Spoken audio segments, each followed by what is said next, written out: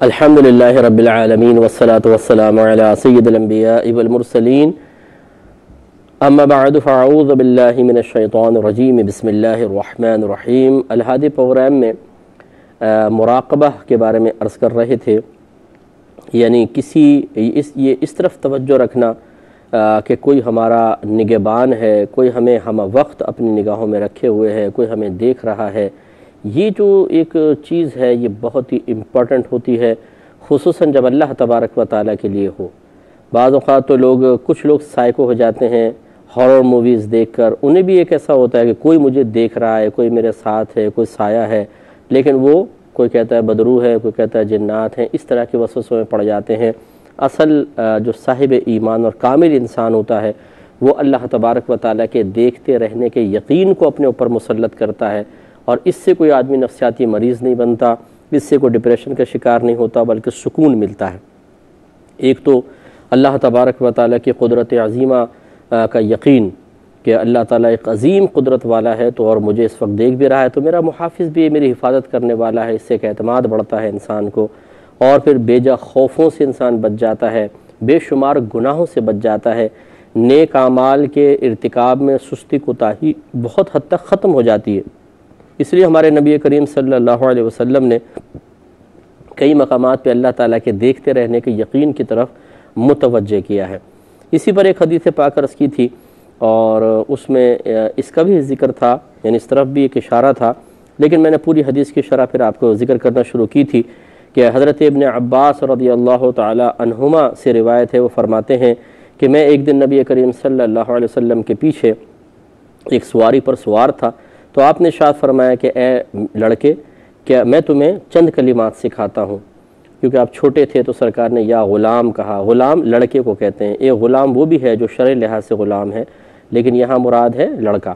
اے چھوٹے لڑکے، میں تمہیں کچھ کلمات سکھاتا ہوں، یعنی کچھ نصیحتیں کرتا ہوں۔ پہلا اس میں سرکار نے فرمایا کہ اللہ کے احکام کی پابندی کر، اللہ تعالیٰ تیری حفاظت فرمائے گا۔ اللہ کے احکام کی پابندی اسی وقت ہو سکتی ہے جب پہلے ہم احکام کو سیکھیں، پھر ان کی حفاظت ایسے ہو سکتی ہے، ان پہ پابندی دوام ایسے ہو سکتا ہے کہ اپنے اوپر نافذ کریں، اور اس کے بعد اس کا انعام یہ ملے گا کہ اللہ تعالیٰ ہماری حفاظت فرمائے گا خاص طور پہ۔ دوسری بات پہ کلام چل رہا تھا کہ اللہ تعالیٰ کے دین کی حفاظت کرو، اسے اپنے سامنے پاؤ گے۔ اللہ تعالیٰ کے دین کی حفاظت اسی طرح ہو سکتی ہے جب ہم پہلے دین کو سیکھیں اور سیکھنے کے بعد دوسروں کو سکھائیں۔ تو جب تک کوئی تعلیم زندہ رہتی ہے تو جس سے متعلق وہ تعلیم ہے وہ چیز بھی زندہ رہتی ہے۔ مثال کے طور پہ اب فن موسیقی ہمارے اداروں میں، پہلے دینی اداروں میں باقاعدہ پڑھایا جاتا تھا، یہ موسیقی کا ایک مضمون ہوتا تھا، اب وہ ختم ہو گیا، تو دیکھیں اس کا ذوق شوق بھی سب ختم ہو گیا ہے۔ اسی طریقے سے بہت سارے مضامین ہیں جو متروک ہو چکے ہیں، یونیورسٹیز اور کالجز سے نکال دیے گئے ہیں، اسی طرح دینی اداروں سے نکال دیے گئے ہیں، تو ختم۔ تعلیم اگر ختم ہو جاتی ہے کسی چیز کی تو وہ شے بھی ختم ہو جاتی ہے، تو اللہ تعالیٰ کے دین کی تعلیم اگر ختم کر دی گئی تو سمجھ لیں دین بھی ختم ہو جائے گا۔ اور یہی بین الاقوامی سازش ہے کہ ہمارے ہاں دین سے لوگوں کو دور کر دیا جائے، تعلیم ختم ہوگی دین بھی ختم ہو جائے گا، دین ختم ہوگا تو نام عبد الرحمن ہے، نام چراغ دین ہے، آتا کچھ بھی نہیں ہے، لب بھی نہیں آتی ہے۔ یہی ہو رہا ہے آج کل ہمارے ہاں کہ آتا جاتا کچھ نہیں ہے، نام اتنے بڑے بڑے رکھے ہوئے ہیں۔ تو یہی وہ لوگ چاہتے ہیں، بین الاقوامی سازش ہمارے خلاف یہی ہے کہ نام کے مسلمان ہوں اور کام سارے غیر مسلمین والے ہوں اور آزاد لوگوں والے ہوں، حالانکہ مومن تو مقید ہے، قید خانے میں ہے، اور اللہ تبارک و تعالیٰ کا حکم ماننے پر مجبور ہے۔ اس کو آزادی ملے گی موت کے ساتھ، لیکن جو کافر ہے وہ اسی کو جنت بنانے کے چکر میں ہے، اور وہ سمجھتے ہیں آزادی یہ ہے مرنے کے بعد تو ہم ختم ہو جائیں گے۔ یہی ہماری سوچ اور فکر کا تضاد ہے۔ تو ہمیں وہ سوچ اپنے اوپر نہیں مسلط کرنے کی جو غلط سوچ ہے، بلکہ صحیح سوچ یہ ہے کہ انسان دین سیکھے، دوسروں کو سکھائے تاکہ دین کی حفاظت رہے، اور پھر دوسرا اس کو عملی طور پہ اپنے اوپر نافذ کرنا، اس سے بھی دین کی حفاظت ہوتی ہے۔ تیسرا یہ کہ اگر کوئی دین اسلام کے اوپر حملہ کرتا ہے، جیسے ہمارے ملک پر حملہ کر دیتا ہے کوئی، تو ہم اپنے ملک کا دفاع کریں گے، اس لیے دفاع کریں گے کہ اگر ہمارا ملک مٹ گیا تو پھر دین کا بہت بڑا حصہ بھی مٹے گا، لازم سی بات ہے۔ مسلمان اگر مغلوب ہو جاتے ہیں تو مسلمانوں کا دین بھی مغلوب ہوتا ہے، اور بعض اوقات تو زبردستی پھر کافر بنا دیا جاتا ہے یا مار دیا جاتا ہے، تو اس سے بھی بڑا نقصان ہوتا ہے۔ تو خلاصہ کلام یہ ہے کہ سرکار ارشاد فرما رہے ہیں کہ اللہ تعالیٰ کے دین کی حفاظت کرو، وہ چاہے سیکھ کر دوسروں کو سکھانے کے ذریعے ہو، عملی طور پہ خود پر نافذ کرنے کے ذریعے ہو، وہ چاہے اپنے ملک وغیرہ کے دفاع کے ذریعے ہو، وہ چاہے مال خرچ کر کے ہو۔ اس سے بھی ہوتا ہے مال خرچ کرنا، ادارے آپ مال سے بنا سکتے ہیں، کتابیں آپ مال سے ہی لے کے دے سکتے ہیں، دینی طالب علموں کی مدد پیسے سے ہی ہو سکتی ہے، تو یہ بھی بہت ضروری ہوتا ہے اس سے دین کی حفاظت۔ تو سرکار فرماتے ہیں اسے اپنے سامنے پاؤ گے۔ سامنے پانے کا مطلب کہ معاذ اللہ، اللہ تعالیٰ تو جسمانیت سے پاک و صاف، ایسے نہیں کہ سامنے آ جائے گا، مراد یہ ہے کہ تم محسوس کرو گے جب دین کا کام کرو گے اخلاص کے ساتھ کہ کوئی ایک ذات تمہارے ساتھ ہے، تمہارے کام بنیں گے، وہ تمہارے کاموں کا کفیل بن جائے گا۔ یعنی اس طریقے سے کہ جیسے مجھے ضرورت ہے، اللہ تعالیٰ کسی کے دل میں رحم ڈالے گا، پیار ڈالے گا، وہ آ کے میرا کام کر دے گا، وہ خود آفر کرے گا یہ کام آپ کو کرنا ہے، لا میں کر دیتا ہوں۔ یعنی اس طریقے سے جو اللہ کے دین کے کام میں لگتا ہے اللہ تعالیٰ اس کے کاموں میں لگ جاتا ہے۔ یہ صدیق اکبر رضی اللہ تعالیٰ عنہ کا قول بھی ہے کہ جو اللہ کے کاموں میں لگ جائے اللہ تعالیٰ اس کے کاموں میں لگ جاتا ہے۔ مراد یہ ہے کہ جو اللہ کے دین کی خدمت شروع کرتا ہے تو اللہ تعالیٰ اس کے لیے دنیا میں خدمتگار پیدا کر دیتا ہے۔ اسی طریقے سے ان تنصروا اللہ ینصرکم، قرآن پاک کہہ رہا ہے، اللہ تعالیٰ فرماتا ہے اگر تم اللہ کے دین کی مدد کرو گے اللہ تعالیٰ تمہاری امداد فرمائے گا۔ تو اس لیے اچھی طرح یاد رکھیں کہ ان تمام چیزوں کے اندر اگر آپ غور کریں گے تھوڑا سا، اللہ کے دین کی مدد میں چاہتا ہوں اس پیسے کے ذریعے ہو جائے، فلاں کے ذریعے، تو دین کس کا ہے؟ اللہ کا۔ میں دین کی طرف متوجہ ہو رہا ہوں تو حقیقتاً اللہ تعالیٰ کی طرف متوجہ ہو رہا ہوں، اور جب میں اللہ کی طرف توجہ کر رہا ہوں تو اللہ کے دیکھنے کا یقین مجھے حاصل ہوگا۔ تو اس طرح آپ غور کریں گے جو ہمارا موضوع چل رہا ہے ہر چیز سے وعیاں ہیں، ہر چیز کا نتیجہ جب آپ نکالیں گے دینی لحاظ سے تو یہی نکلے گا کہ اللہ تعالیٰ ہمیں دیکھ رہا ہے۔ اس کی یقین کو پختہ جب کر لیتا ہے انسان تو پھر دین کا کام بھی آسان ہو جاتا ہے، احکام کو نافذ کرنا بھی آسان ہو جاتا ہے۔ یہ پوائنٹ سمجھنے والا ہے۔ تو اللہ تعالیٰ سرکار فرماتے ہیں کہ اللہ تعالیٰ کے دین کی حفاظت کرو، اسے اپنے سامنے پاؤ گے۔ پھر فرمایا جب مانگو تو اللہ تعالیٰ سے مانگو، اور مدد طلب کرو تو اس سے طلب کرو۔ تو یہ ایک ایسے ماحول میں سرکار تلقین فرما رہے ہیں کہ جہاں پر کفار بھی موجود تھے اور وہ بتوں سے طلب کیا کرتے تھے، مطلب غیر اللہ سے، اس انداز سے کہ انہیں فاعل حقیقی، مؤثر حقیقی سمجھا کرتے تھے۔ ہمارے آقا صلی اللہ علیہ وسلم ہمیں یہ ادب سکھا رہے ہیں کہ اگر آپ کو کچھ طلب کرنا ہے تو اللہ تعالیٰ سے مانگیں، اگر کوئی سوال کرنا ہے اللہ تعالیٰ کی بارگاہ میں پیش کریں۔ یہی یاد رکھیں افضل ہے، اولا ہے کہ اگر کوئی آپ دعا مانگنا چاہتے ہیں، آپ کوئی مدد مانگنا چاہتے ہیں، اللہ تعالیٰ سے مانگیں، یہ افضل ہے، اولا ہے۔ لیکن اگر آپ کسی مخلوق سے کچھ طلب کرتے ہیں اور یقین کامل آپ کا یہ ہے کہ یہ مجھے ایک تنکا بھی نہیں دے سکتا، دینے والی ذات تو فقط اللہ تبارک و تعالیٰ کی ہے، لیکن جب اللہ تعالیٰ دیتا ہے تو کسی نہ کسی وسیلے اور ذریعے سے ہی دیتا ہے۔ براہ راست تو کبھی ایسا نہیں ہوا ہوگا کہ آپ کے آسمان سے آپ کے گھر کے صحن میں یا بستر پہ کوئی چیز گرا دی گئی ہو۔ اللہ تعالیٰ کسی نہ کسی دنیاوی اسباب اور ذرائع سے ہی آپ تک چیزیں پہنچاتا ہے۔ تو اگر ہم کسی سے دنیاوی شخص سے بھی کچھ طلب کرتے ہیں لیکن ارادہ یہی ہوتا ہے، نیت یہی ہو کہ یہ نہیں دے رہے، دینے والی ذات اللہ کی، یہ فقط ایک وسیلہ اور ذریعہ بن رہے ہیں، اس میں کوئی حرج نہیں ہے۔ اسی وجہ سے آپ یہ دیکھیں یہاں سرکار کی تلقین ہے، لیکن بکثرت صحابہ کرام علیہم رضوان نے بارگاہ رسالت میں آ کر مدد طلب کی ہے۔ مثال کے طور پر جیسے کھانا کم پڑ گیا تو رسول اللہ کھانا ختم ہو گیا ہے، پانی کم ہوا ہے تو سرکار کی بارگاہ میں آ گئے، بارش نہیں ہو رہی تو سرکار سے مدد طلب کی گئی ہے۔ حضرت ابو ہریرہ کا حافظہ صحیح نہیں تھا تو آپ نے حافظے کی آ کے سرکار کی بارگاہ میں شکایت کیا، رسول اللہ میرا حافظہ کمزور ہو گیا ہے، یعنی میں آپ سے چیزیں سنتا ہوں یاد نہیں رہتی ہیں، تو سرکار نے حافظہ عطا فرمایا۔ خلاصہ کلام یہ کہ تو صحابہ کرام علیہم رضوان سے ثابت ہے کہ وہ آئے ہیں سرکار کی بارگاہ میں، تو کیا وہ نبی کریم صلی اللہ علیہ وسلم کو فاعل حقیقی سمجھتے تھے؟ فاعل حقیقی کا مطلب بغیر کسی کی مدد کے کچھ کرنے والا، یا مؤثر حقیقی سمجھتے تھے؟ مؤثر حقیقی کا مطلب اپنا اثر کسی پہ قائم کرنا اس طرح کہ وہ کسی اور کے اثر کے تابع نہ ہو۔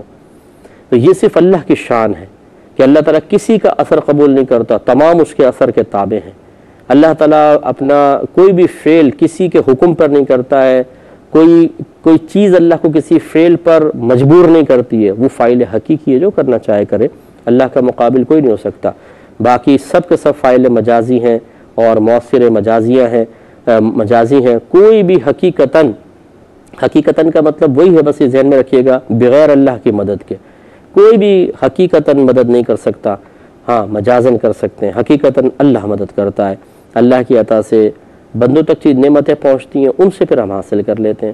یہاں جو میرے آقا صلی اللہ علیہ وسلم کا اشارہ کرنا ہے، ایک طرف تو ان نظریات کی نفی کرنا کہ جو یہ کہتے ہیں کہ اللہ تعالیٰ دے نہ دے، دوسرے بھی دے سکتے ہیں، اس کی نفی کرنا۔ دوسرا ایک افضل اور اولا صورت کو بیان کرنا کہ مخلوق سے طلب کرنا بھی جائز ہے، لیکن افضل یہ ہے کہ اللہ تعالیٰ سے مدد طلب کرو، اللہ تعالیٰ سے ہی کی بارگاہ میں ہی اپنے سوال اور حاجات کو پیش کرو۔ تو اب اس پوائنٹ کو بھی تھوڑا سا یہاں پہ سمجھنا چاہیے کہ لوگ دو طرح کے ہوتے ہیں، ایک قوی الایمان ہے، ایک ضعیف الایمان ہے، ایک تربیت یافتہ ہے، ایک غیر تربیت یافتہ ہے، ایک کمزور ذہن اور اعتقاد والے، ایک مضبوط ذہن اور مضبوط اعتقاد والے ہیں۔ ان دونوں کے طرز عمل میں فرق ہوتا ہے۔ ہم دونوں کو ایک بنانے کی کوشش کر رہے ہوتے ہیں، غلط ہے۔ جو قوی الایمان ہے، مضبوط الایمان ہے، وہ اپنی حاجات فقط اللہ کی بارگاہ میں پیش کرے کہ یہ افضل اور اولا ہے، اور جو بیچارے تھوڑے سے نچلے درجے کے لوگ ہیں وہ مطلب اللہ تعالیٰ سے اگر براہ راست رابطہ رکھیں، بہت جلد مایوس ہونے والے لوگ ہوتے ہیں، غیر تربیت یافتہ ہوتے ہیں، جلدی اللہ سے بدظن ہو سکتے ہیں۔ بہتر یہ ہے کہ ان کو وسائل کے ذریعے اللہ تعالیٰ کی بارگاہ تک لے کر آئیں۔ اس حکمت کو سمجھیے۔ اگر کوئی ڈائریکٹ اللہ تعالیٰ سے رابطہ رکھے درمیان میں، مثال کے طور پہ ایک آدمی کمرے میں بیٹھ گیا، جی میں تو اللہ سے مانگوں گا، اللہ سے مانگ رہا ہے، کچھ عرصے میں نہیں ملا تو وہ معاذ اللہ اللہ سے بدظن ہو گیا کہ کیا فائدہ ہوا بیٹھ کر، میں تو مانگتا رہا، اللہ تعالیٰ مخلوق کو چھوڑ کر تو نے دیا ہی نہیں، تو کیا فائدہ ہوا۔ ایسے بے وقوف انسان کو کمرے کے اندر بٹھانا یا اس کو فقط یہ کہنا کہ اللہ تعالیٰ کی طرف ہی متوجہ رہو، کسی مخلوق کی طرف نہ جاؤ، تو اس کے ایمان کو تباہ کرنا ہے۔ اس لیے حکمت بہت ضروری ہوتی ہے دین کا کام کرنے کے سلسلے میں۔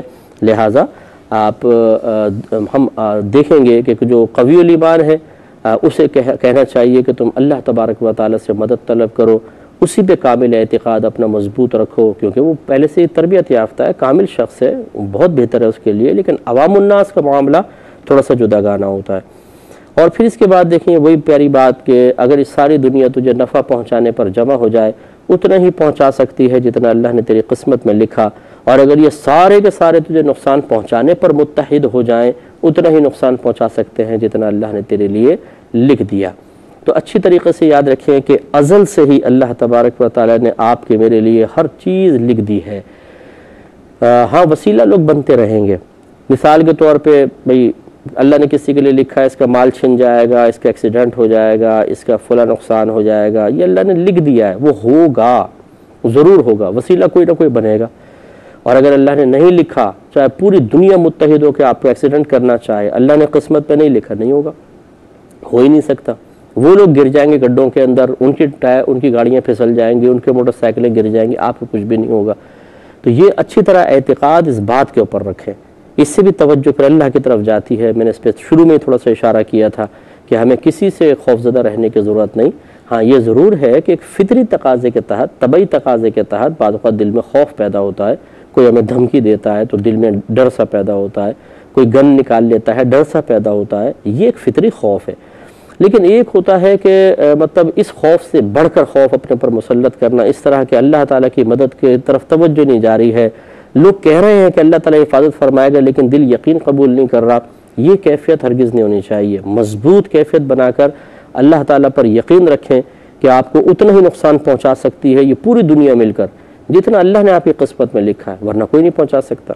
اس طرح اگر سارے فائدہ پہنچانے پہ جمع ہو جائے اتنے ہی پہنچائیں گے جتنا اللہ نے قسمت میں لکھا، تو پھر کیا فائدہ ان کی مسکہ پالش لگانے کا، کیا فائدہ گناہوں میں کسی کے ساتھ تعاون کرنے کا کہ یا تھوڑا سا فائدہ پہنچا دے گا گناہوں میں اس کے ساتھ تعاون کر لوں، کیا فائدہ، کیوں کریں گناہوں میں تعاون؟ اگر اس کے ذریعے کوئی فائدہ پہنچنا آپ کی قسمت میں لکھا ہوا ہے تو وہ چاہے آپ سے ناراض ہو کے چلا جائے، اس کے ذریعے ہی چیز آپ تک پہنچے گی، کیونکہ یہ اللہ کا فیصلہ ہے، کون اس کو ٹال سکتا ہے۔ اس لیے اپنے اعتقاد کو مضبوط کرنے کی ضرورت ہے۔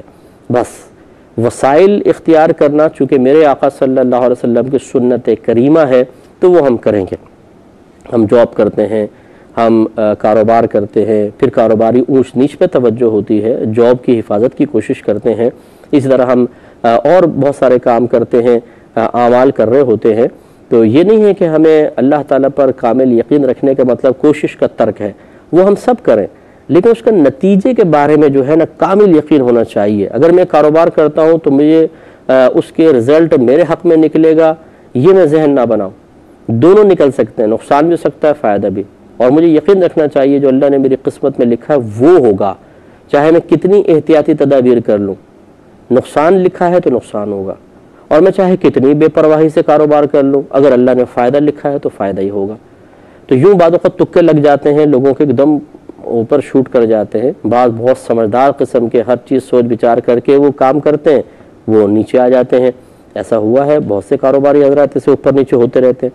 تو اس لیے بس آپ یقین رکھیں کہ اللہ تبارک و تعالی فاعل حقیقی ہے، اس نے ازل سے فیصلے فرمائے ہیں، تو توجہ وہی بات ہے کہ توجہ ہم وقت اللہ کی طرف۔